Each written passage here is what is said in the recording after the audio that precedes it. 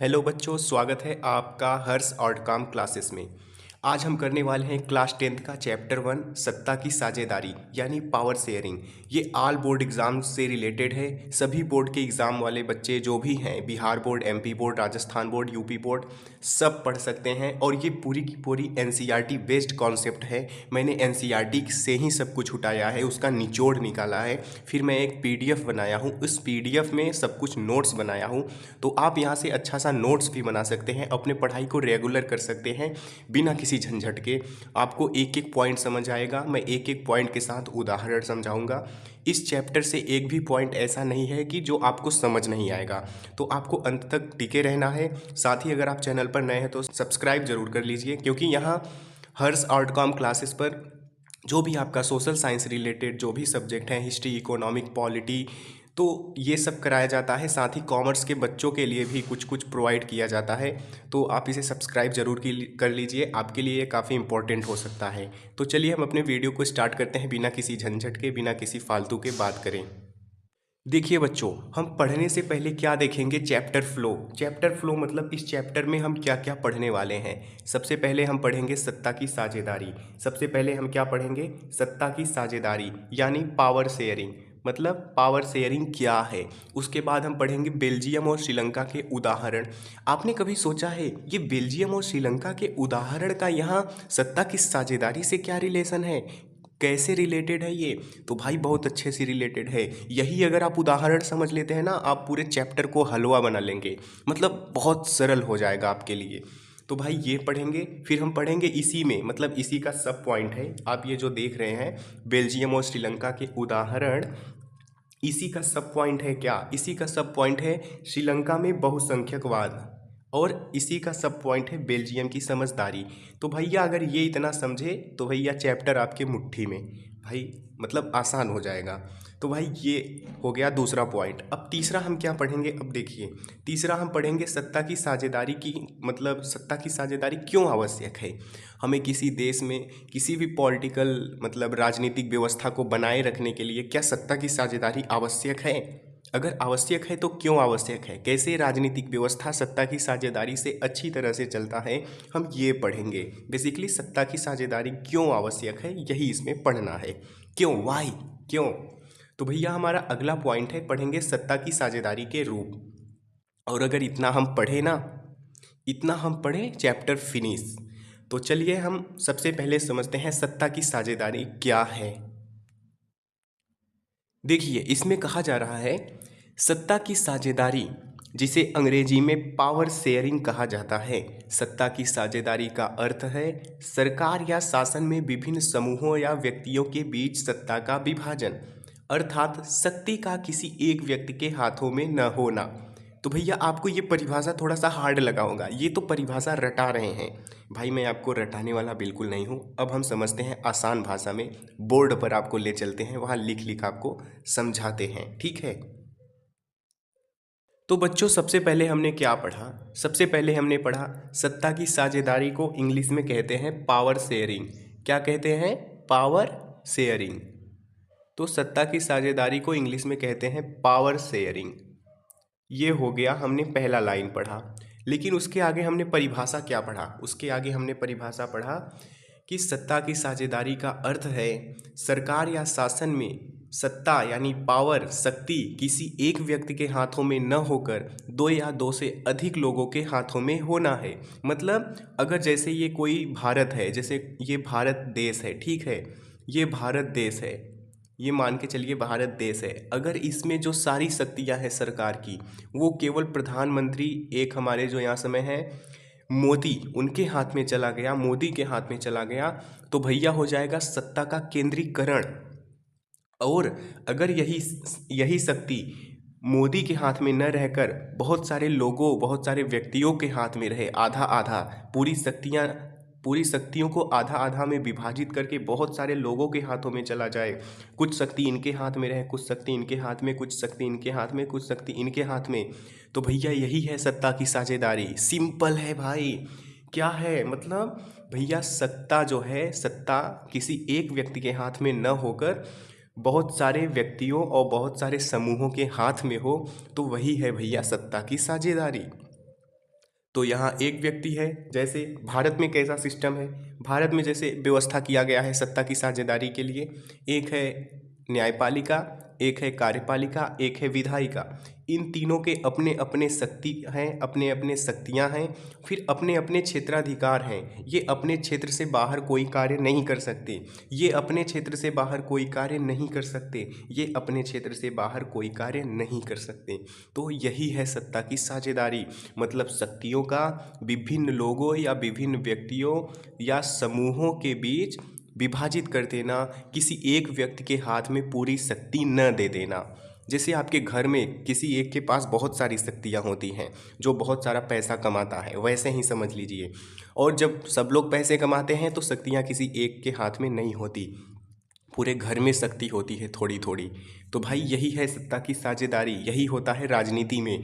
मतलब किसी देश में जो शासन व्यवस्था है या सरकार है, उसका दो या दो से अधिक स्तरों पर होना या विभाजन होना, सत्ता किसी एक हाथ में न होना, वही है सत्ता की साझेदारी।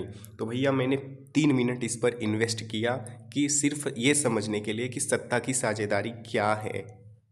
तो आई होप आपको ये समझ आया होगा।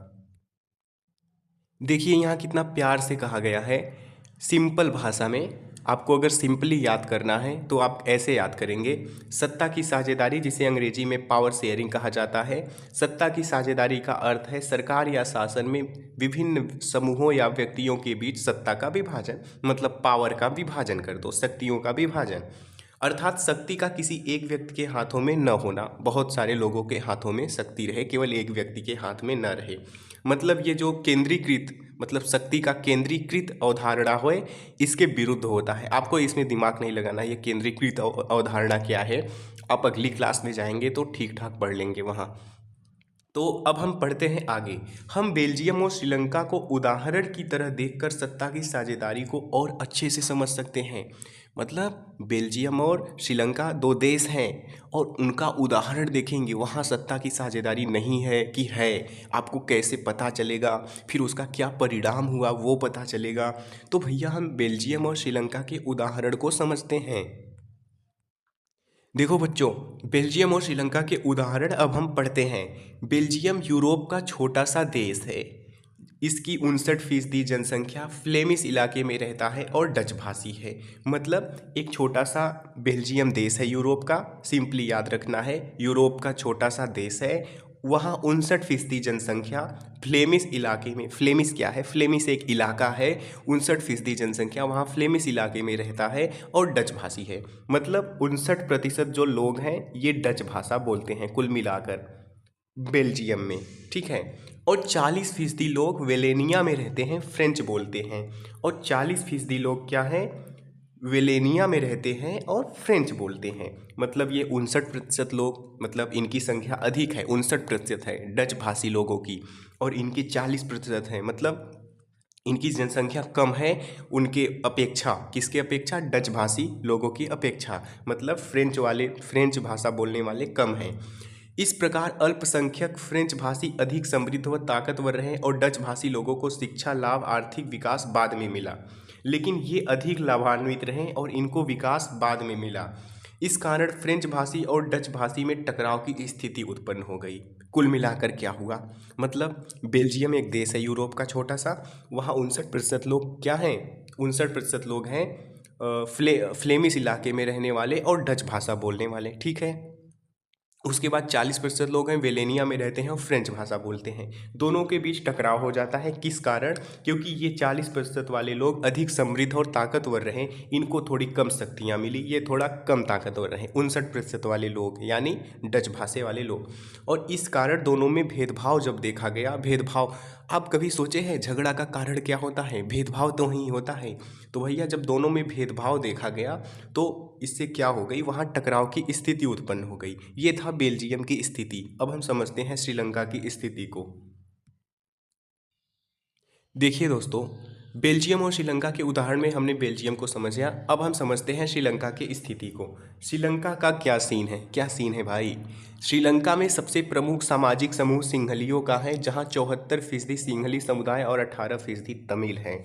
तो भाई एक लाइन में ही वहाँ की स्थिति पता चल रहा है। यहाँ 74% कौन है, 74% है सिंहली, कौन है, सिंहली। और जो 18% हैं ये तमिल हैं। और ये जो 18% तमिल है ना, इनमें भी कुछ हिंदू हैं, कुछ मुस्लिम हैं, कुछ ईसाई हैं। ऐसे आप समझ लीजिए, मतलब 18% जो अल्पसंख्यक हैं, तमिल तमिल बोलने वाले, तमिल के रहने वाले, ये भाई इनकी जनसंख्या 18% है, मतलब बहुत कम है इनकी तुलना में, 74% वालों की तुलना में। तो ये हो गए बहुसंख्यक और ये हो गए अल्पसंख्यक।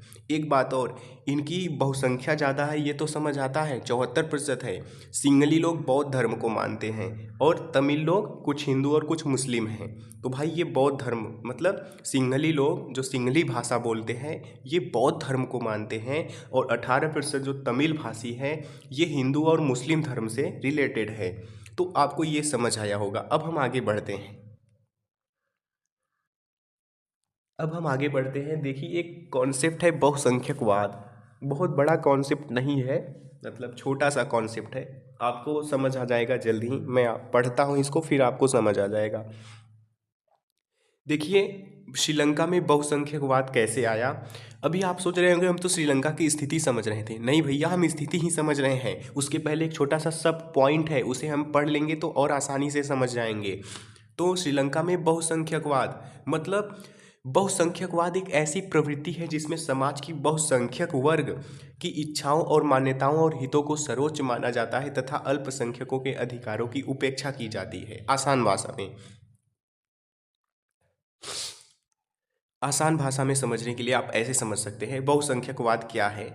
जिसकी संख्या बहुत ज़्यादा है, मान के चलिए जो वहाँ श्रीलंका में 74% लोग हैं, उनकी संख्या ज़्यादा है, वो सिंहली भाषी हैं और बौद्ध धर्म को मानने वाले हैं। ठीक है, सिंहली भाषी और बौद्ध धर्म को मानने वाले हैं। लेकिन जो 18% हैं, 18% तमिल हैं, इनकी अपेक्षा ये अधिक है। तो ये जो 74% वाले सिंहली और सिंहली भाषा और बौद्ध धर्म को मानने वाले हैं, ये 18% जो तमिल है इनका शोषण करेंगे, इनको कोई भी अधिकार नहीं देंगे, इनका इनके अधिकारों की उपेक्षा करेंगे। मतलब समझ रहे हैं, इनको कोई भी अधिकार नहीं देंगे। और ये अपना सब कुछ मानेंगे, अपने संस्कृति को सर्वोच्च मानेंगे, अपने कल्चर को सर्वोच्च मानेंगे, इनके कल्चर को सर्वोच्च नहीं मानेंगे। इनको ना शासन में कोई अधिकार देंगे, शासन में बैठने का, और ना कुछ अधिकार। मतलब इनकी अधिकारों की पूरी तरह उपेक्षा करेंगे। और किस आधार पर कहेंगे, हमारी जनसंख्या बहुत अधिक है, मतलब बहुसंख्या के आधार पर। तो देख सकते हैं बहुसंख्यकवाद और बहुसंख्या क्या होता है। मतलब बहुसंख्यकवाद मतलब अल्पसंख्यकों के शोषण करना बहुसंख्यकों के द्वारा। एक लाइन में आप ऐसे याद रख सकते हैं। अब हम, आई होप आपको ये बहुसंख्यकवाद समझ आया होगा। अब हम आगे बढ़ते हैं। देखिए, अब हम आगे बढ़ते हैं। श्रीलंका की स्थिति हम समझ रहे हैं, उसी में हम पढ़ लिए बहुसंख्यकवाद। अब देखिए श्रीलंका में कैसे बहुसंख्यकवाद आता है। 1948 में श्रीलंका स्वतंत्र राष्ट्र बना। सिंहली समुदाय के नेताओं ने अपनी बहुसंख्या के बल पर शासन पर प्रभुत्व जमाना चाहा। तो आप देख सकते हैं 1948 में जो ये हमारा पड़ोसी है श्रीलंका, वो स्वतंत्र राष्ट्र बना और सिंहली समुदाय के नेताओं ने अपनी बहुसंख्या के बल पर प्रभुत्व जमाना चाहा शासन पर। मतलब हमारी जनसंख्या अधिक है तो शासन पर हम ही रहेंगे, ऐसा कुछ आप समझ लीजिए। इस शासन में आने के पश्चात सिंहलियों ने अपने इच्छाओं मान्यताओं को महत्व दिया तथा अल्पसंख्यकों के अधिकारों की उपेक्षा किया। यही तो है भैया बहुसंख्यकवाद। यही तो हमने पीछे समझा कि इस शासन में आने के बाद सिंहली लोग क्या कर रहे हैं, अपनी इच्छाओं मान्यताओं को महत्व दे रहे हैं, जबकि अल्पसंख्यकों के अधिकारों की उपेक्षा कर रहे हैं। सिंहली को एकमात्र राजभाषा घोषित कर दिया। बाप रे, देख सकते हैं कैसे अपने पक्ष में सब कुछ कर रहे हैं, अपने लिए सब कुछ। तमिल लोगों को कुछ नहीं दे रहे हैं। 74% जो सिंहली हैं वही सब कुछ अपने लिए कर रहे हैं। सिंहली को एकमात्र राजभाषा घोषित कर लिए। आप सोचिए ना, भारत में जब एक स्थिति थी, क्या घोषित कर रहे थे, हिंदी को क्या घोषित कर रहे हैं, राष्ट्रभाषा। तो भाई ये सोचिए कितनी बड़ी टकराव हो जाएगी। ये लोग सोचेंगे, तमिल लोग देखो सिंहली के भाषाओं को बहुत संरक्षण मिल रहा है और हमारा अधिकारों, हमारे भाषाओं को पीछे दबाया जा रहा है। और क्या कर रहे हैं आगे देखो, विश्वविद्यालयों और सरकारी नौकरियों में सिंहलियों को प्राथमिक देने की नीति देख रहे हैं। विश्वविद्यालय और सरकारी नौकरियों में सिंहलियों को प्राथमिकता देने की नीति। संविधान में यह प्रावधान किया गया है, सरकार बौद्ध मत को संरक्षण और बढ़ावा देगी। अरे यार, देख सकते हैं कितना अपने लिए सब कुछ कर रहे हैं। मतलब आप ऐसे समझ सकते हैं। मतलब यहाँ श्रीलंका के जो सिंहली समुदाय हैं 74% वाले, वो खुद को संरक्षण प्रदान कर रहे हैं और अल्पसंख्यक जो तमिल हैं उनकी उपेक्षा कर रहे हैं। आप ऐसे समझ लीजिए उनको उनके साथ भेदभाव कर रहे हैं। अब आगे देखिए क्या होता है। इस कारण से तमिलों में नाराजगी और शासन को लेकर बेगानापन बढ़ता गया। उन्हें लगा कि सिंहली नेतृत्व वाली पार्टी हमारी भाषा, संस्कृति और अधिकारों की उपेक्षा कर रही है। मतलब यहाँ खुद आगे लिखा जा रहा है। अंततः सिंहली और तमिलों के बीच टकराव अधिक बढ़ गया और यह टकराव गृह युद्ध का रूप ले लिया। भाई सोचिए ना, मतलब एक गृह युद्ध का मतलब क्या है? गृह युद्ध का मतलब एक देश के ही अंदर अलग अलग समूहों के बीच युद्ध होना, मतलब गृह युद्ध घर में ही युद्ध होना। तो भैया गृह युद्ध का रूप ले लिया। कैसे? कैसे कि तमिलों और सिंहली में टकराव हो गया। टकराव क्यों हुआ? क्योंकि सिंहली लोग अपने अधिकारों की सर्वोच्च मान रहे थे, अपने अधिकारों को सर्वोच्च मान रहे थे और तमिलों को दबा रहे थे, तमिलों के अधिकारों को छीन रहे थे, उनकी अधिकारों की उपेक्षा कर रहे थे। तो आप ऐसे समझ सकते हैं। अतः निष्कर्ष निकाला जा सकता है कि बहुसंख्यकवाद से गृह युद्ध की स्थिति पनप सकती है। तो आप देख सकते हैं कैसे श्रीलंका में बहुसंख्यकवाद था। इसके पहले हमने बहुसंख्यकवाद समझा था। तो भैया श्रीलंका में बहुसंख्यकवाद आया, कैसे 74% सिंहली समुदाय तमिलों की उपेक्षा की। वहीं एक और बेल्जियम को हम देखते हैं, वहाँ टकराव की स्थिति उत्पन्न हुई है। अभी अभी गृह युद्ध नहीं हुआ है। कैसे? कैसे नहीं हुआ? क्योंकि बेल्जियम अपना समझदारी दिखाएगा, कुछ कुछ समझदारी दिखाएगा बेल्जियम, उसके बाद फिर वहाँ गृह युद्ध की स्थिति से बच जाएगा। अगला बेसिकली अगला हमारा टॉपिक ही है कि भैया बेल्जियम की समझदारी, मतलब श्रीलंका कैसे बेवकूफ़ी करता है और बेल्जियम कैसे समझदारी दिखाता है, अगला टॉपिक ही है हमारा। तो अब हम पढ़ते हैं बेल्जियम की समझदारी। देखिए बच्चों, बेल्जियम की समझदारी कैसे कैसे बेल्जियम ने समझदारी दिखाया और अपने देश में युद्ध होने से बचा लिया, मतलब गृह युद्ध होने से बचा लिया। बेल्जियम के नेताओं ने श्रीलंका से अलग रास्ता अपनाने का फैसला किया। उन्होंने क्षेत्रीय अंतरों और सांस्कृतिक विविधता को स्वीकार किया। उन्होंने निम्न प्रावधान किए। आप देख सकते हैं उन्होंने कैसे क्षेत्रीय अंतरों को स्वीकार किया कि हाँ भैया हमारे देश में विविधता है, बहुत सारे डच भाषी है, बहुत सारे फ्रेंच भाषी है, लेकिन हम उसे स्वीकार करते हैं, हम उसे दबाएंगे नहीं, सबको अधिकार देंगे, श्रीलंका की तरह बेवकूफ़ी नहीं दिखाएंगे। तो भैया ये, और हम अपनी समझदारी दिखाएंगे। अब देखिए उन्होंने कैसा प्रावधान किया। एक तरफ सिंहली समुदाय जो शासन में श्रीलंका में थे, वो कैसे अपने लिए सर्वोच्च मान रहे थे खुद को और अपने लिए अपने अधिकारों की रक्षा कर रहे थे और खुद को ही सुरक्षित संरक्षण दे रहे थे, जबकि तमिलों को दबा रहे थे। और यहाँ देखिए बेल्जियम क्या कर रहा है अपने संविधान में यह प्रावधान किया कि केंद्रीय सरकार में डच और फ्रेंच भाषी संख्या समान रहेगी। आप देख सकते हैं यहाँ समानता लाया जा रहा है। संविधान में यह प्रावधान किया गया कि केंद्रीय सरकार में डच और फ्रेंच भाषी की जनसंख्या समान होगी। और फिर आगे क्या कहा जा रहा है, शक्तियाँ केंद्रीय सरकार के साथ साथ राज्य सरकार को भी दी गई। सोचिए, केंद्रीय सरकार और राज्य सरकार दोनों को शक्ति दी गई। केंद्रीय और राज्य सरकारों के अलावा तीसरे स्तर के सरकार की भी व्यवस्था की गई, जिसे सामुदायिक सरकार की व्यवस्था कहते हैं या सामुदायिक सरकार कहते हैं। सामुदायिक सरकार की चुनाव एक ही भाषा बोलने वाले लोग करते हैं, जिससे संस्कृति, शिक्षा और मामलों पर फैसला लिया जा सके। आप देख सकते हैं कैसे बेल्जियम में समानता लाया जा रहा है। समझ सकते हैं आप बेल्जियम में कैसे समझदारी दिखाई जा रही है। ये अपने विविधता को स्वीकार करते हैं कि हाँ भैया हमारे देश में बहुत सारे अलग अलग समुदाय के लोग रहते हैं, कुछ डच भाषी हैं, कुछ फ्रेंच भाषी हैं, कुछ क्या धर्म के हैं, कुछ क्या धर्म के हैं, हम उसे स्वीकार करते हैं। सभी लोगों को समान अधिकार देंगे, ना कि श्रीलंका की तरह केवल सिंहली को अधिकार मिला और तमिलों की उपेक्षा की गई। यहाँ सबको अधिकार मिला भैया। तो यही है बेल्जियम की समझदारी। तो आप क्या सीखे? अब हम चलते हैं अपने टॉपिक पर, आते हैं कि हमने क्या क्या पढ़ा और क्या क्या सीखा। कंक्लूड करते हैं। देखिए हमने सबसे पहले पढ़ा सत्ता की साझेदारी क्या है। उसमें हमने पढ़ा इसे पावर शेयरिंग कहते हैं अंग्रेजी में। और फिर उसके बाद हमने पढ़ा सरकार या शासन में सत्ता का किसी एक व्यक्ति के हाथ में न होकर विभिन्न लोगों के हाथ में होना, अर्थात सत्ता का दो या दो से अधिक व्यक्तियों और समूहों में होना।